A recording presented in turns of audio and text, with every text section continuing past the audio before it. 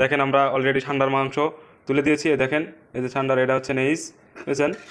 আজকে আমরা খাওয়া টেস্ট করবো, আর কেমন লাগে এটা পরবর্তীতে আপনাদের জানাবো। আমরা এখানে আসি অনেকগুলো যখন আমাদের কোটা বাসা শেষ, আমরা অলরেডি ঠান্ডার গোস্ত, এটা আসলে অনেক মজা হবে ইনশাল্লাহ, আমরা আশা করতেছি।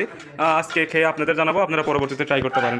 এখানে 1 ঘন্টা আগে রাইস কুকারে ভাত তুলে দেওয়া হয়েছে, আধা ঘন্টা পর দেখা হয় যে আমাদের সুইচই দেওয়া নাই, তো মনে হয় ভাত হওয়ার দিকে, সমস্যা নাই।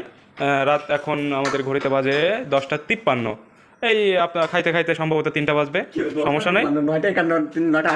এখন দেখো, এখন কত বাজে, দেখি স্ক্রিনটা ধরো তো।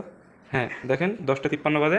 তো ঠান্ডার গোস্ত তো, আর এটা এটা মনে হয় একটু মানে বয়স বেশি, হ্যাঁ, তো একটু লেট হবে, সম্ভবত 3টার আগেই হবে। তো আমরা 3টা সাড়ে 3টার দিকে খাওয়া দাওয়া করে একদম ঘুমিয়ে যাব। তো ওই যে বিশাল একটা ঝড় ফ্যান লাগানো হয়েছে, এটা ওই যে ঠান্ডা যখন মরে যাচ্ছিল তখন একে মানে শেষ বাতাস দিয়ে তাকে মেরে ফেলা হয়েছে।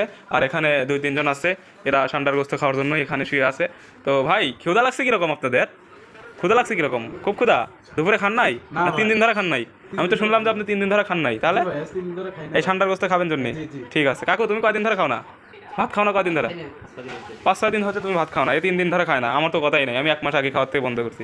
ঠান্ডা যেদিন ধরছি ওই দিনই ভাবছি যে ওই দিন থেকে খাওয়া বন্ধ, ওই একদম ঠান্ডা দিনটা খাবো। আমাদের এখানে যে আমাদের এক বড় ভাই কাজের লোক, দেখেন ও সব সময় কাজ করছে।